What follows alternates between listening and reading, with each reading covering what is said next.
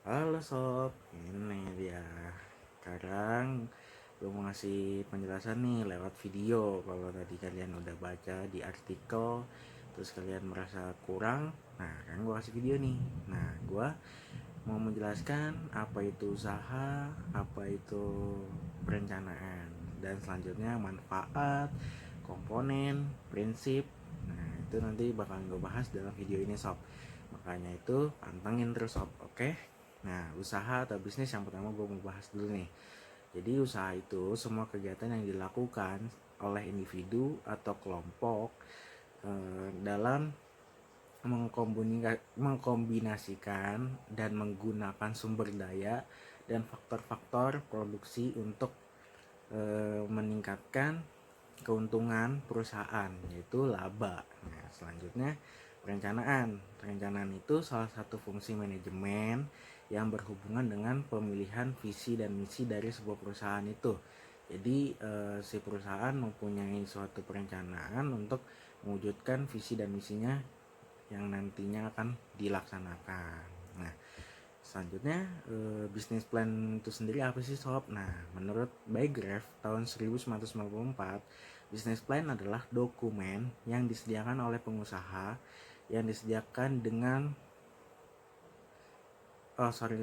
ralat yang disesuaikan dengan pandangan nasihat profesionalnya yang memuat rincian tentang masa lalu, keadaan sekarang, dan kecenderungan masa depan dari sebuah perusahaan gitu. Jadi bisnis plan itu bisa dibilang kayak gini sob. Kita punya usaha, punya bisnis nih, kita mau rencanain apa sih untuk kedepannya nanti, untuk usahanya nanti kita itu. Nah, maka dari itu kita mau menyiapkan dokumen ataupun data-data yang memang diperlukan untuk kepentingan usaha kita. Misalnya di 2 tahun yang akan datang akan terjadi tren seperti ini. Nah, maka dari itu kita bisa mempersiapkan itu dari jauh-jauh hari dong. Nah, maka dari itu kita bisa mendengar dari konsultan, dari orang yang sudah menjalani bisnis. Nah, kita bisa mendengar masukan-masukan dari dia tuh sob gitu. Selanjutnya manfaat bisnis plan. Nah, manfaat bisnis plan ini terbagi menjadi 2 sob, yaitu manfaat umum dan manfaat khusus. Nah, yang pertama-tama gue mau bahas manfaat umum dulu nih sob. Yang pertama, membantu dalam permodalan, membantu keputusan setiap langkah bisnis. Nah, ini membantu keputusan setiap langkah bisnis ini emang sangat-sangat penting sob, karena emang dari yang pertama itu adalah manfaat gitu, pasti punya suatu penyelesaiannya gitu. Jadi kenapa kita harus menyusun bisnis plan, harus merencanakan ya ini kita bisa mempunyai sebuah keputusan ya berdasarkan bisnis plan. Jadi kita sudah merencanakan apa yang akan terjadi dengan keputusan dari A sampai Z, maka kita sudah punya jawabannya. Itu mengetahui kendala-kendala bisnis. Nah, dengan merencanakan bisnis plan yang baik, maka kita juga bisa mengetahui kendala-kendala bisnis yang akan terjadi nantinya gitu.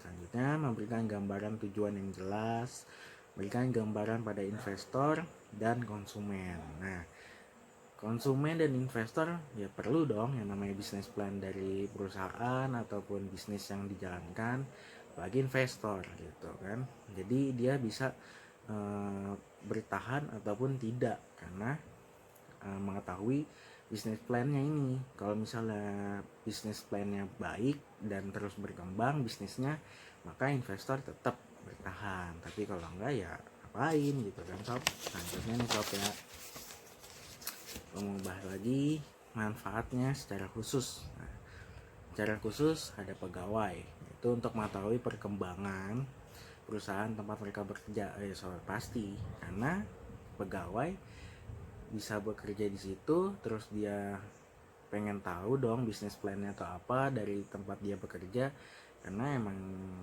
kalau misalnya situasi dan kondisinya buruk terhadap tempatnya dia bekerja, ya dia otomatis udah punya bayangan untuk kedepannya nanti gitu. Terus investor yang tadi gue bilang tuh, untuk mengetahui apakah dana yang diberikan menghasilkan manfaat dan resiko yang akan dihadapi gitu.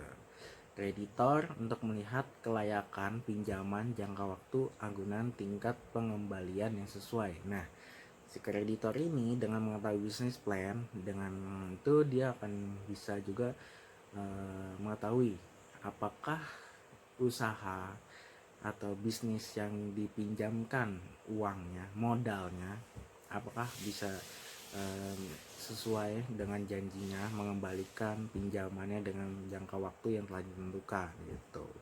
Terus supplier untuk melalui kegiatan operasional usaha berdasarkan jumlah dan jenis produksi, kuantitas dan kualitas bahan baku yang diperlukan. Nah, si supplier ini juga perlu nih yang namanya business plan, karena dia yang menyediakan, yang menyiapkan bahan produksi mentah terus dikirim ke si pelaku usaha ini, pembisnis ini, untuk dijadikan bahan produksi jadi gitu. Nah, konsumen untuk mengetahui apakah ada perubahan kuantitas, kualitas produk yang akan mempengaruhi mereka gitu. Jadi si konsumen pun berhak untuk mengetahui bisnis plan dari usaha itu ya, karena untuk mengetahui kuantitas dan kualitas dari jasa atau produksi yang dihasilkan si pelaku usaha ini sob gitu. Jadi konsumen bisa memilih gitu. Selanjutnya konsultan untuk melihat apakah diperlukan perbaikan-perbaikan dalam semua faktor. Jadi si konsultan ini bisa memberikan evaluasi, bisa memberikan tanggapan apakah perlu dilakukan perbaikan gitu dari kinerjanya, dari pengelolaan uangnya gitu.